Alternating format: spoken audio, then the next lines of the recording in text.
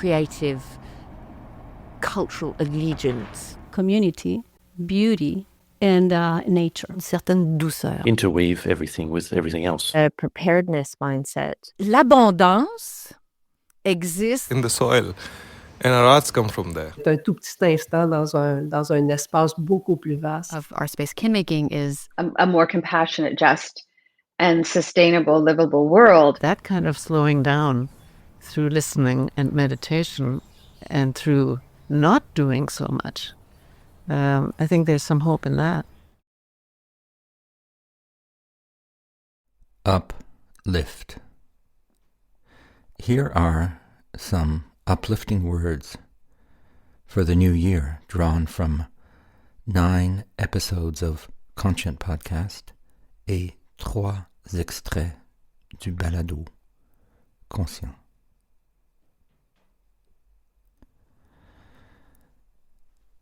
Happy New Year. It's January 1st, 2026, 8:51 a.m. I want to start the narration of this rather long posting of a calm presence by reading you an Indigenous land acknowledgement statement that was developed by members of the Algonquin community for my former employer, the Canada Council for the Arts, and it resonated with me, and so I thought I would share it with you in slightly adapted form. I acknowledge that my studio, located in Ottawa, is on the unceded, unsurrendered territory of the Anishinaabe Algonquin Nation, whose presence here reaches back to time immemorial. I recognize that the Algonquins are the customary keepers and defenders of the Ottawa River watershed and its tributaries. I honor their long history of welcoming many nations to this beautiful territory and uphold and uplift the voice and values of our host nation. Further, I offer my respect and affirm the inherent and treaty rights of all Indigenous peoples across this land, and honor commitments to self-determination and sovereignty that have been made to Indigenous nations and peoples. I acknowledge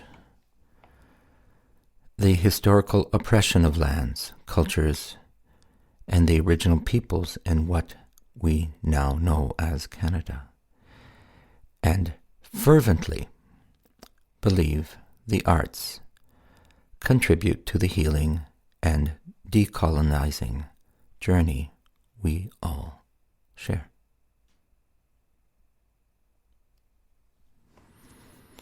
So I want to thank the Canada Council for the Arts for making this statement available, and to the Indigenous leaders who wrote it. And of course, these words are meaningless unless they are enacted in day-to-day life. So, welcome to A Calm Presence for those of you who are reading or listening for the first time. I describe this Substack as short essays for those in need of a calm presence, exploring collapse, revitalization, spirituality, and art. And this is not a short essay. This is a rather long one, but it's New Year's, and I have a treat for you. So keep in mind that this posting was designed as an audio listening experience, but of course it can also be read. And you'll notice that the pace of my narration is rather slow, with the occasional silence. So a heads up that it might take an hour or so to listen to all of these excerpts and my thoughts about them. And this slower pace of narration is how I like to listen to this kind of content. Just taking the time, breathing a bit, and to see what might lie in between the words and in the timbre of the voices. And I'm recording this in one take, no matter what, flubs and all. And I think of it as a live, late-night radio monologue where somebody is speaking their mind and bringing in some of their friends through recordings. And I'm okay that it's imperfect because that's the way life is. When one speaks, there's a natural flow that I think is important to preserve. So here we go. When I produce conscient podcast or balado conscient episodes, I usually insert a short excerpt from my conversation at the top of the show as a sample of what is to come.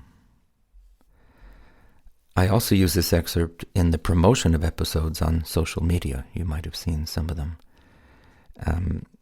And they are little video clips that also have a transcription text in them. And I've heard from some people that this teaser is their only point of contact with an episode.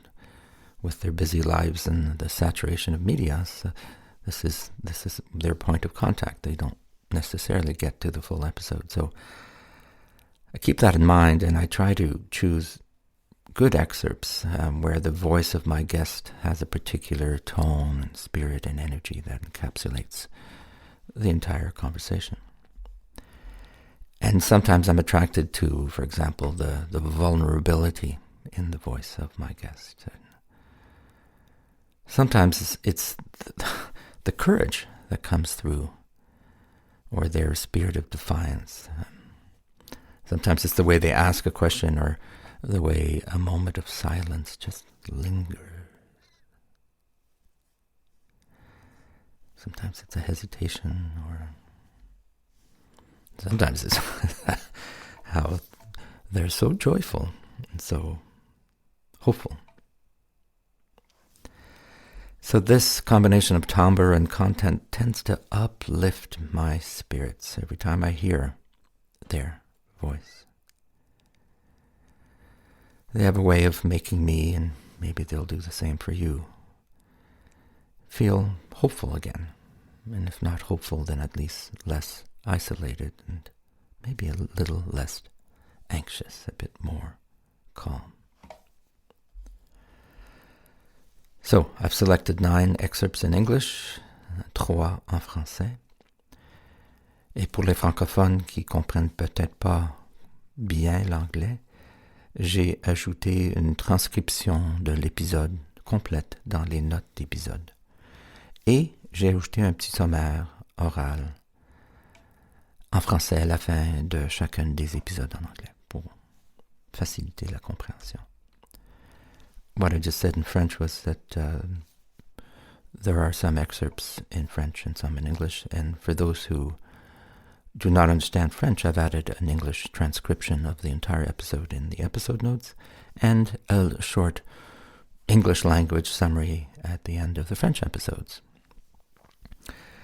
And personally, I find it interesting to listen to someone speak in a language I don't fully understand, because then I can focus on the tone and inflection. So I hope you enjoy this bilingual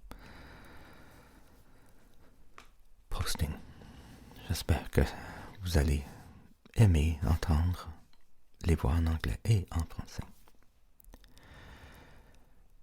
And before we get going, I want to remind readers and listeners that I changed the format of A Calm Presence a couple of months ago.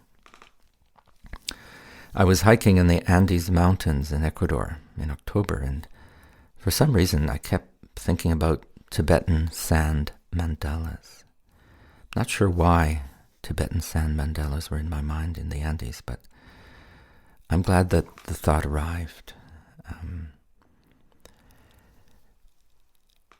And I was thinking about this idea of wiping away one's work when it's done, and what it means to keep and what it means to let go, and how the spirit of one's work can return to the earth once it's released. So I looked up what sand mandala, the definition of sand mandala in Wikipedia. The creation and destruction of mandalas made from colored sand. Once complete, the sand mandala's ritualistic dismantling is accompanied by ceremonies and viewings to symbolize Buddhist doctrinal belief in the transitory nature of material life.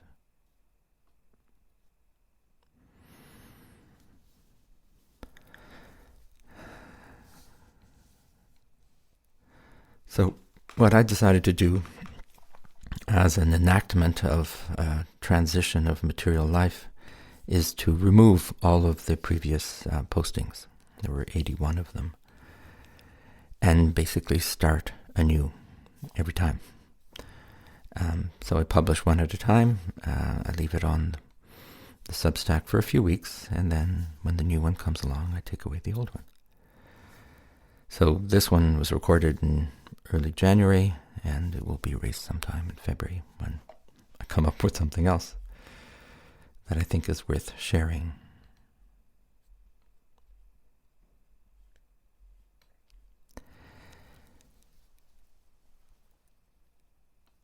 And you're about to hear 16 artists, cultural workers, and diplomats who I quote in this episode. They are Alison Tickell, Claudia Salguero, Chantal Dumas, Yin Paradis, Jen Ray, Antonia Lenay-Granger, Monique Savoie, Jimmy Ong, Louise Poulain, Lalan, France Trépanier, Geneviève Tutz, Akash Rastogi, Juan Eraso, Jennifer Abbott, and Hildegard Westerkamp. Now, one more thing before we start. I would like to invite you to join me for a minute of silence.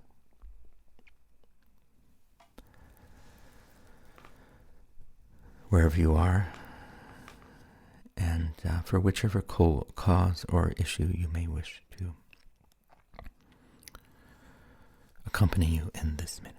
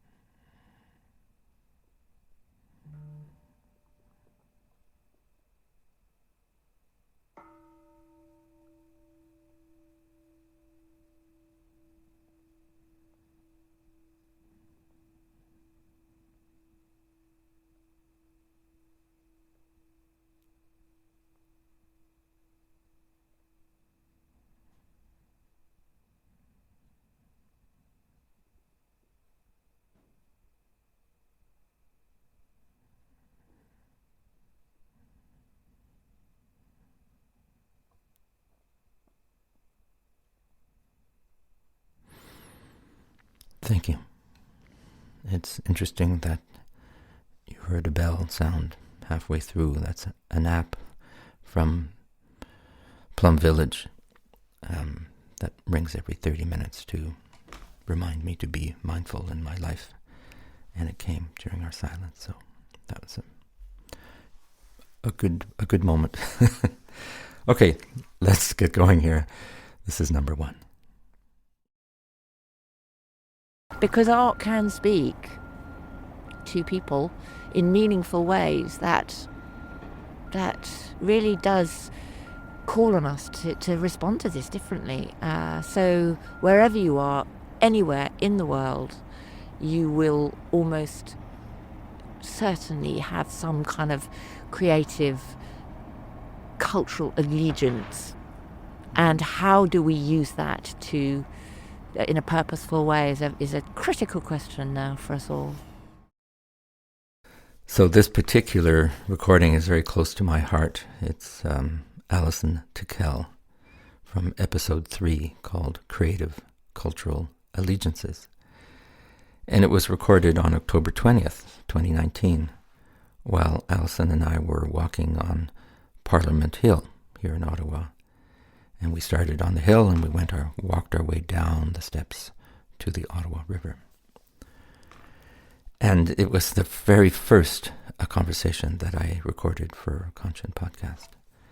And one that continues to resonate with me because Alison's voice uplifts me with her vitality and her determination. And those of you who know Alison know what I'm talking about. She is a force of nature as the leader of Judy's Bicycle in the United Kingdom.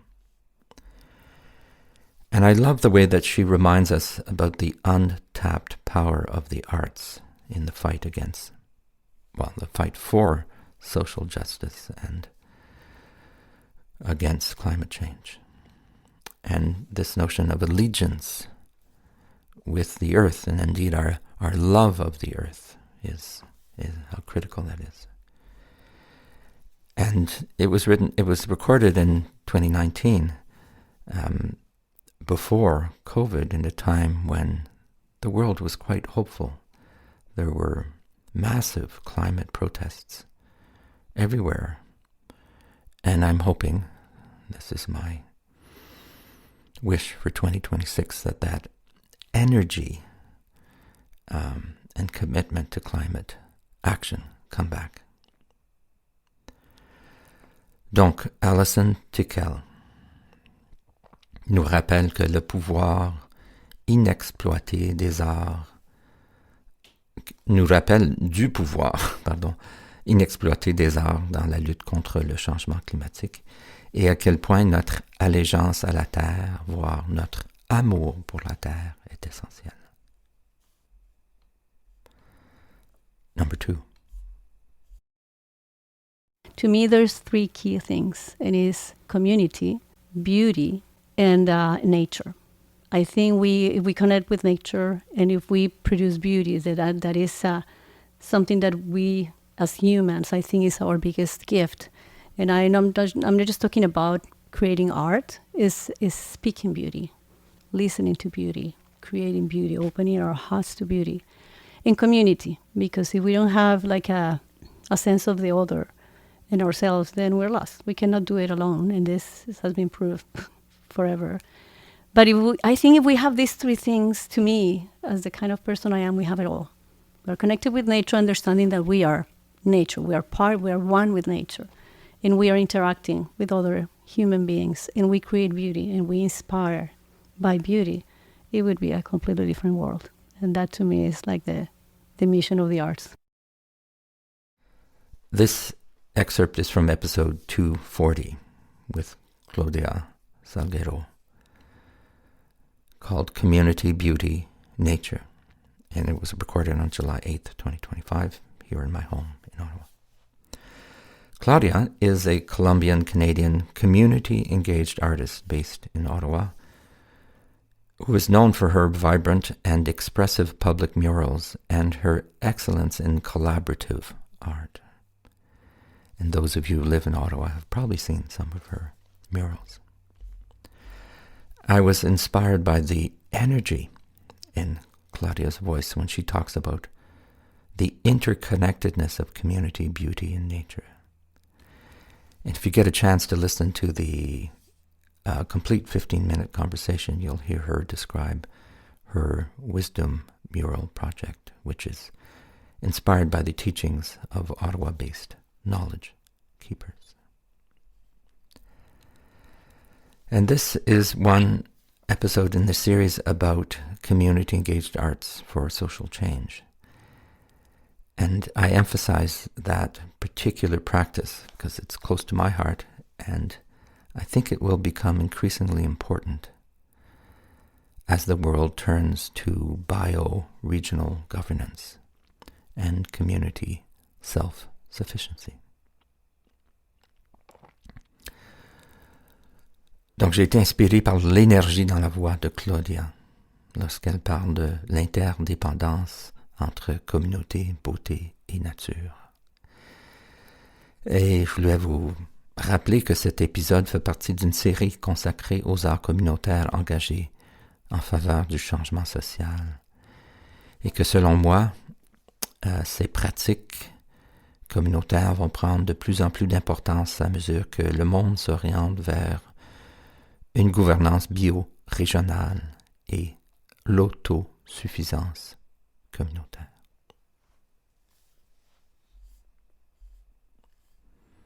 Numéro 3.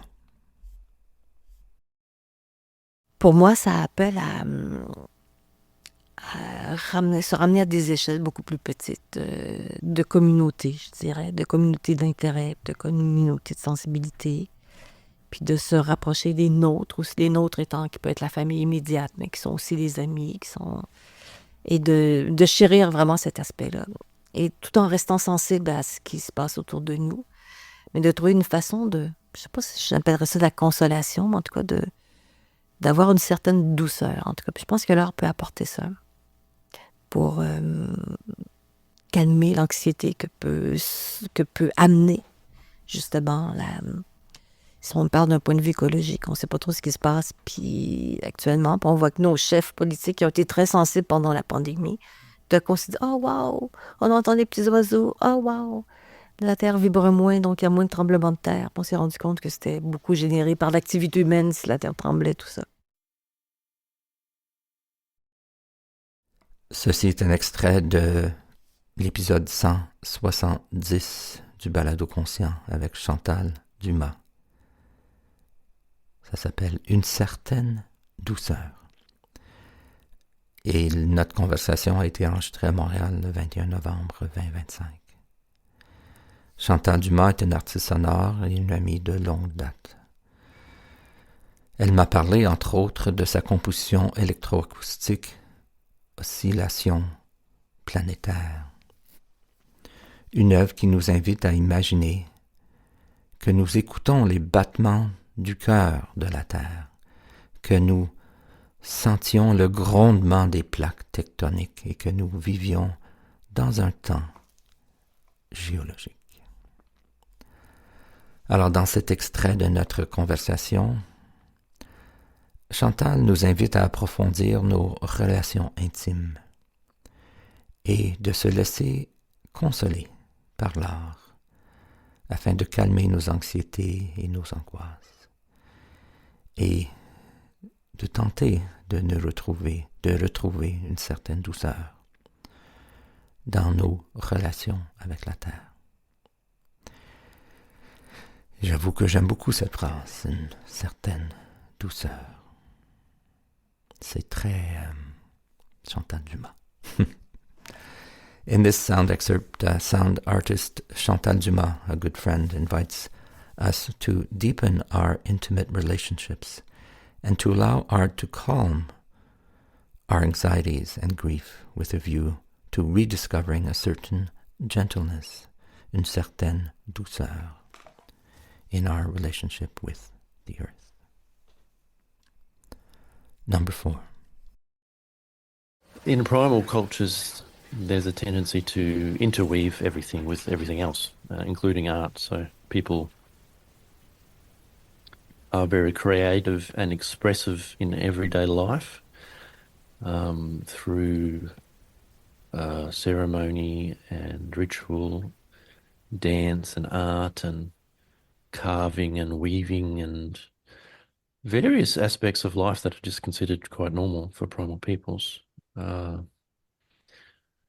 But part of primal cultures is a strong engagement with and resonance with eccentricity and uniqueness. So people do things, even hunting, is an art form that people do in different ways. This excerpt is from episode 193 of Conscient Podcast with Yin Paradis. It's called Interweaving Everything with Everything Else. It was recorded by Zoom on July 9th, 2024. Yin is a Wakaya anarchist, radical scholar, spreading decolonial love from and as part of unceded Wurundjeri land. Yin is also a climate and ecological activist committed to understanding and interrupting the devastating impacts of modern societies who seeks meaningful mutuality of becoming an embodied kinship with all life through transformed ways of knowing, being, and doing that are grounded in wisdom, humility, respect, and generosity. So during our conversation, I asked Yin what artists and cultural workers might want to know about how humans lived before modern societies, because I heard him give a lecture about that, and I was curious. And his responses were very illuminating and literally showed me how to slow down my metabolism by listening. And I was very moved by the slow and gentle pace of our conversation.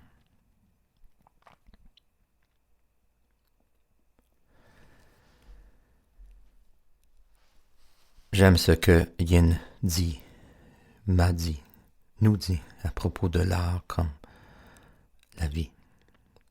Mais aussi, j'avoue qu'à chaque fois que j'écoute cet enregistrement, sa voix m'apaise, m'incite à ralentir et d'être un peu plus attentif au moment présent et au fait que nous sommes la nature. Number 5.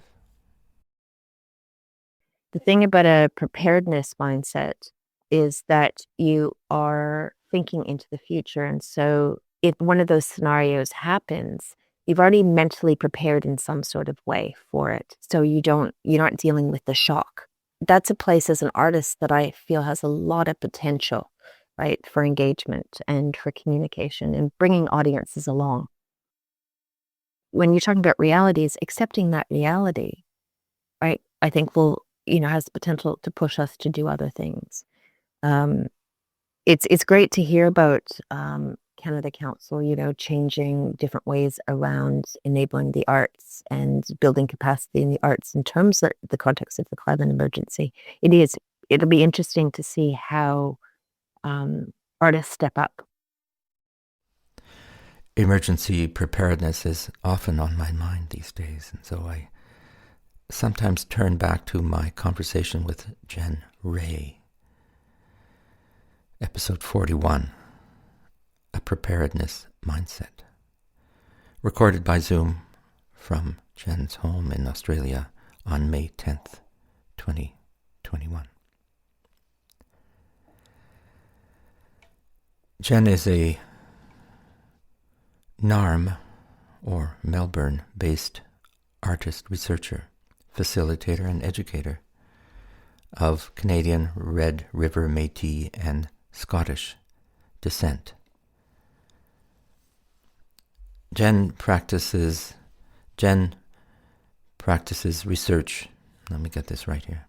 Jen's practice-led research expertise is in the discursive field of contemporary environmental art and environmental communication, and is centered around cultural responses to climate change and everything change, specifically the role of artists and creative inquiry. And when you listen to the entire episode, she talks about the large body of work that Jen has created with collaborators in Australia in and around emergency preparedness. And I like this idea of a preparedness mindset in order to be to avoid being shocked by some of the consequences of modernity. Also the idea that acceptance of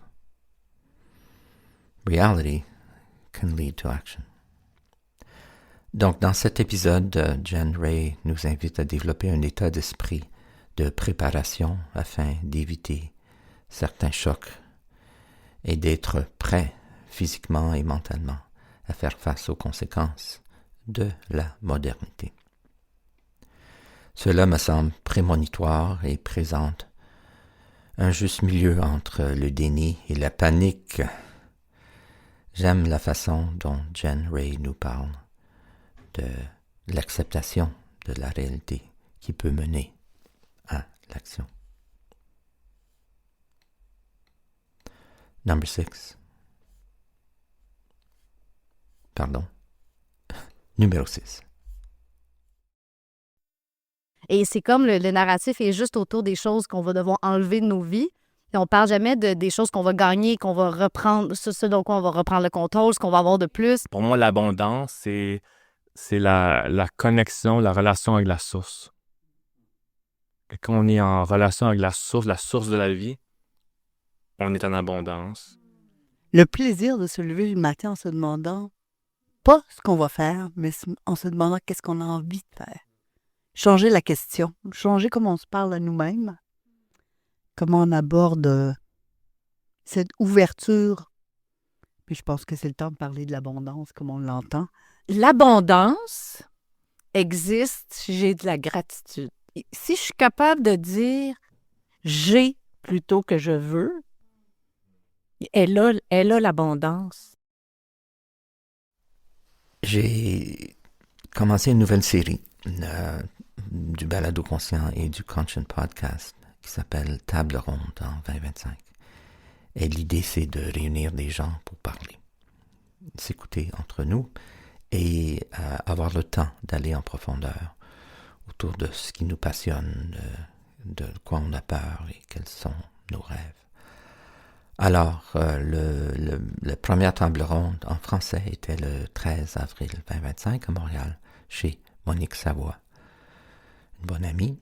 Et Monique était là, Jimmy Hong, Rasha Masalki, Antonia Lenné-Granger, Alexis Curado-Coder, Louise Poulain et moi-même.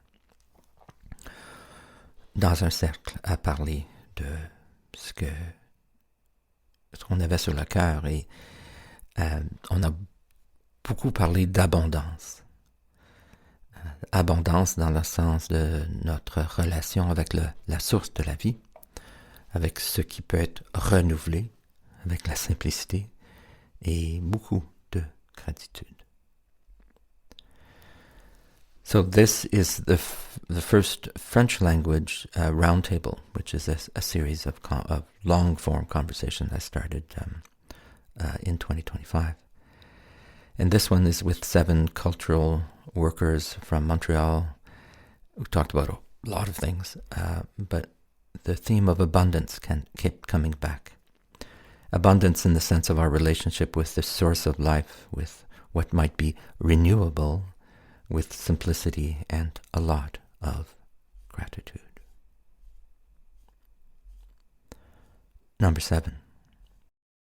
My advice to artists would be drop every garb that you have, drop every piece of knowledge that you think you have, head to the jungles, head to the rural places. We are living in a time of crisis. We need artists more than the scientists. We need artists more than the healers. We need artists more than anything because arts connect everybody. We need songs, we need stories, we need pictures, we need circles, we need Ubuntu to prosper. Traditional Western ways of colonized ways of working will not save us as a species. They're not going to help us. They're only going to destroy. And the traditionally arts ecosystem exists like that everywhere in the world now. We know that. It's been going on for hundreds of years. We need to destroy that as artists. And we need to head to where our roots are, which is in the soil. And our arts come from there.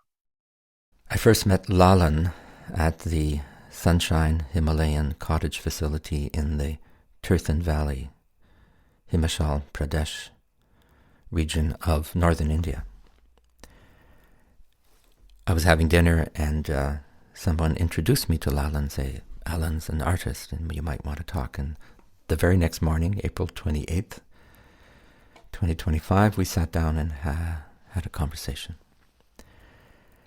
So Lalan is a multidisciplinary and socially engaged artist whose practice is rooted in working with the earthen and is on a lookout for the conditions which enable genuine co-authorship within communities. And we spoke near the Tirthan River, one of the last untouched natural rivers in northern India. And you might hear a whisper of rushing water in the background as we speak, as he speaks. And I'm very grateful for this conversation, which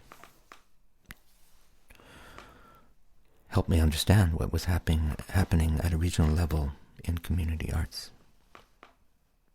in India. J'aime la façon dont l'artiste multidisciplinaire Lalan nous invite à revenir à nos racines dans la terre pour redécouvrir qui nous sommes en tant qu'artistes et par extension la notion que nous sommes tous des artistes. Numéro 8. Là, je pense que ce cycle-là du colonialisme et de ce que ça a apporté, je pense qu'on est en train d'arriver à la fin de ce cycle-là aussi. Et avec le recul, on va s'apercevoir, je pense, que ça va être un tout petit instant dans un espace beaucoup plus vaste. Et on est en train de retourner à des connaissances très profondes de qu'est-ce que ça veut dire de vivre ici, sur cette planète. Ce que ça implique comme possibilité, mais comme responsabilité aussi, et de maintenir les relations harmonieuses. Moi, je dis la solution à la crise climatique, c'est cardiaque. Ça va passer par le cœur. C'est de retomber en amour avec la planète. Tu sais, c'est ça le travail. Je reviens souvent à ma conversation avec l'artiste, la commissaire et chercheuse d'ascendance Gangahaga et française France Trépanier, qui a été enregistrée le 7 juin 2021 sur Zoom à partir de la Maison de France à Sydney, en Colombie-Britannique. Et j'ai ensuite publié à nouveau cet épisode le 12 juillet 2025 dans le cadre de ma série Encore. Et j'avoue qu'à chaque fois que j'écoute cet extrait, ma perception du temps, de l'espace s'élargit un tout petit peu. Et je deviens un peu plus léger et serein. Sinon, calme. France nous parle de terra nullius et comment cette rencontre avec les Européens sera un jour un tout petit instant dans l'histoire. France parle aussi de la tragédie du Canada, dans le sens que les nouveaux venus n'ont jamais vraiment compris ni pu adopter les cultures d'ici et que cette grande mésentente persiste.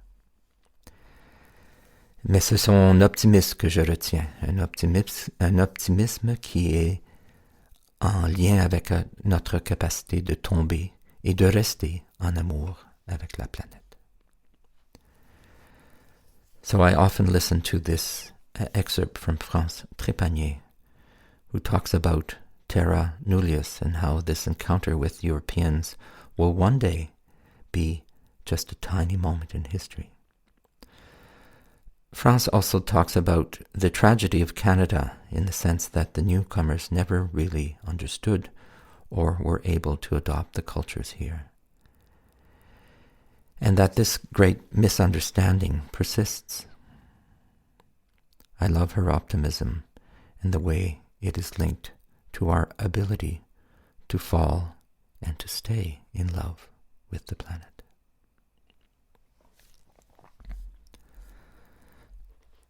Number 9. So in an era where pressures on climate and environment grow even stronger, we should not underestimate the transformative power of art.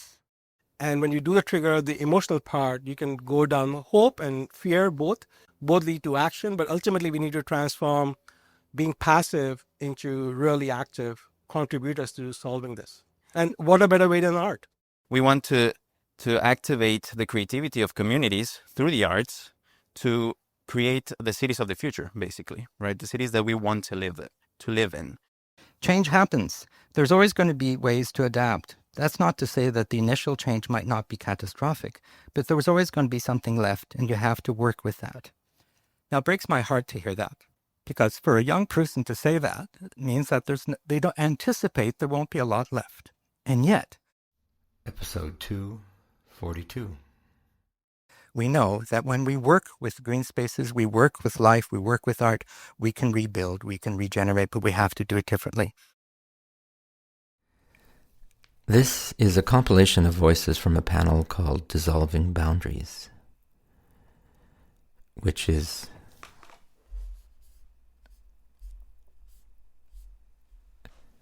I forgot the name of the number of the episode. Isn't that crazy? Let me just find it here.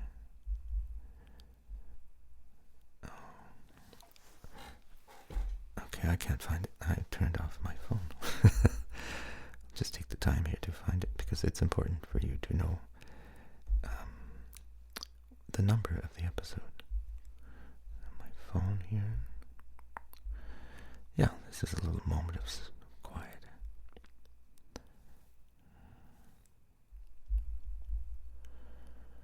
.242. Okay. The episode's called Dissolving Boundaries. And it took place on October 4th, 2025, as part of Nuit Blanche Toronto, co-presented by the Global Centre for Climate Action at OCAD University and the European Union through its delegation to Canada. And what uplifted me with this episode is to hear the voices of fellow art and climate activists and diplomats. And it starts with the ambassador of the European Union to Canada, Geneviève Tutz, who reminds us of the transformative power of art, followed by Akash Rastogi, the Chief Capital Strategy Officer at Canada's Ocean Supercluster, and his firm belief in how art can trigger an emotional response to complexity. Then you'll hear a short excerpt of Juan Eraso from the Culturans organization in Mexico and his belief in community arts. And then you'll hear a short thought from myself about how art can help us rebuild and regenerate. Donc cet épisode a été enregistré à Toronto le 4 octobre 2025 et vous allez entendre la voix de l'ambassadrice de l'Union européenne au Canada, Geneviève Tutz, qui nous rappelle du pouvoir transformateur de l'art, suivi de Akash Rastogi, directeur de la stratégie d'investissement chez Canada's Ocean Supercluster, et sa conviction que l'art peut susciter une réponse émotionnelle à la complexité. Ensuite, Juan Eraso de l'organisation Culturans au Mexique, et sa conviction que les arts communautaires peuvent nous aider à développer une vision de la façon dont nous voulons vraiment vivre. Et ensuite, ma contribution sur la manière dont l'art peut nous aider à reconstruire et à régénérer. Hang in there. We have 3 more to go. This is number 10. People maybe are used to being sort of bombarded at this point with the news of what's happening. And that's the reality, and we need to face that. I think alongside that, we need to make moments of, of grounding, of rootedness, and remembering our real belonging to this earth, because without that, we don't quite have the energy, I think. I think we're really zapped of that based from stress or from what we're hearing. It is oppressive to hear what's happening and to experience it for those of us who are experiencing that and have been. I guess for me, that's really what what draws me to the arts-based kinmaking is we have to find ways to reconnect, and that's inevitably going to shift, in my opinion, how we then act in the world. And that kind of transformation is deeply important in times of crises.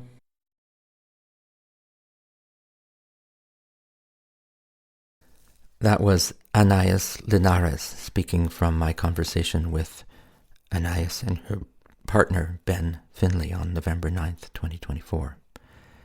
That took place on the traditional territory of the Mishi Sagig Anishinaabe Nation near what is known as Campbellford, Ontario. Now, Anais and Ben talked to me about their performance of Alchemizing Earthfulness, which I had the pleasure of hearing earlier that evening. And it's a large-scale jazz composition that explores self-rootedness, community connectedness, and earth intimacy. And it's in relation to a course that we took together called Alchemize. And I love the vitality and also the calm in Anaïs's voice as she invites us to create moments of grounding, of rootedness, and remembering our real belonging to this earth, and how arts-based kin-making can help us reconnect and transform the world. J'aime beaucoup la vitalité et le calme dans la voix d'Anaïs, lorsqu'elle nous invite à créer des moments d'ancrage, d'enracinement, et à nous souvenir de notre véritable appartenance à la Terre. Elle nous invite aussi à réfléchir à la manière dont la création artistique peut nous aider à renouer avec le monde et à transformer le monde. Number 11. The notion of reality and the way we grasp reality as humans is so deeply subjective, but it's also socially constructed. And so, as a filmmaker, and this is relevant because I'm also a Zen Buddhist, from both those perspectives, I really try to explore what we perceive as reality, to untangle and figure out in what ways are we being deluded, and in what ways, do we have clear vision? And obviously, the more clear vision we can have, the better actions we take to ensure a more compassionate, just, and sustainable, livable world. So I'm all for sort of untangling the delusion, while admitting wholeheartedly that to untangle it fully is impossible. Jennifer Abbott. Once again, I have not kept the episode number. It's number 45. Okay. Episode 45, called The Magnitude of All Things. No, it's not called that. It's called A Compassionate, Just, and Sustainable World. Jennifer is a Sundance and Genie Award-winning film director, writer, editor, producer, and sound designer who specializes in social justice and environmental documentaries. We spoke by Zoom on May 6, 2021, from her home in British Columbia. Jennifer is the co-director with Mark Akbar and also the editor of The Corporation from 2003. Some of you might remember that film, the top-grossing and most awarded documentary in Canadian history. And also, Jennifer directed, wrote, edited, and designed the sound of The Magnitude of All Things, which is a cinematic exploration of the emotional and psychological dimensions of climate change that draws parallels between her personal experiences and our collective planetary grief. And I recommend this film. It's very moving. So when I listen to Jennifer's voice, I like the way she reminds us that we need to come to terms with our delusions and try to find a clear vision and better actions to ensure a more compassionate, just, and sustainable, livable world. Donc, ma conversation avec la cinéaste Jennifer Abbott Et son film The Magnitude of All Things m'a beaucoup touché. J'aime la façon qu'elle nous invite à accepter ou à comprendre nos illusions et à définir une vision claire et des meilleures actions pour garantir un monde plus compatisant, plus juste et plus durable. Okay, it's 9:30 and we have one more to go. Thank you for your patience. To allow for time to pass without any action and without any solution, and to just experience.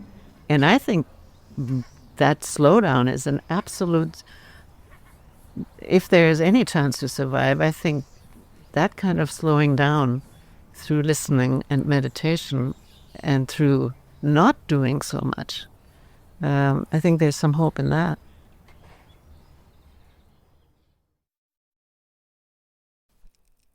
This final excerpt is from my conversation with my good friend, composer Hildegard Westerkamp, recorded on March 31st, 2021, in the backyard of Hildy's home in Vancouver, on the ancestral lands of the Coast Salish people, the Squamish, the Tsal, Tsalal, Wetooth, and the Musqueam nations.